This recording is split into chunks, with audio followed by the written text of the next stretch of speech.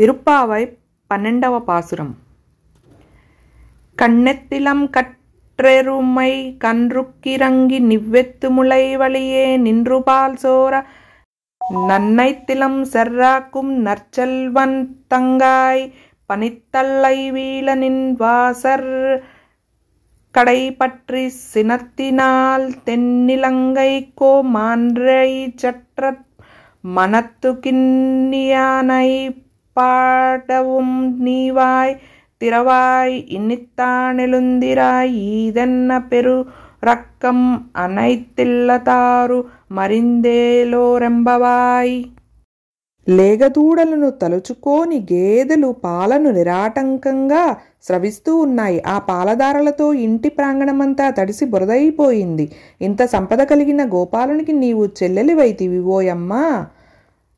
మేమందరము నీ వాకిట్టకు వచ్చి పైన మంచు కురియుచున్నను సహించి నీ గడపనానుకుని నిలిచి ఉన్నాము. పైన మంచు కురియుచున్నది, క్రింద పాలదారలు బురద చేయుచున్నవి. మేమంతా మనసులో మాధవునే నిలుపుకొని ఉన్నాము.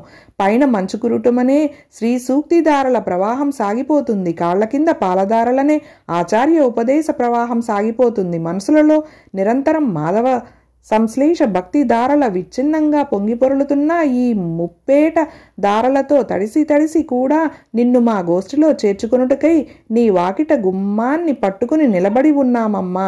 ఆనాడు సీతమ్మను అపహరించాడన్న క్రోధముతో పరమాత్ముడైన శ్రీరాముడు ఆ స్వర్ణలంకాధిపతి అయిన 10 తలల రావణుని మట్టుబెట్టిన వాణి గుణగణాలను స్తుతిస్తున్నాము, కీర్తిస్తున్నాము, పాడుతున్నాము.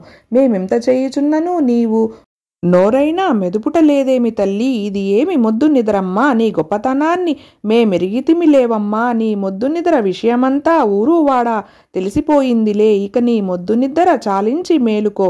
మా గోష్ఠిలో చేరి వ్రతాన్ని సాంగోపాంగంగా పూర్తి చేయటానికి సహాయపడు అంటూ 7వ గోపికను లేపుచున్నారు.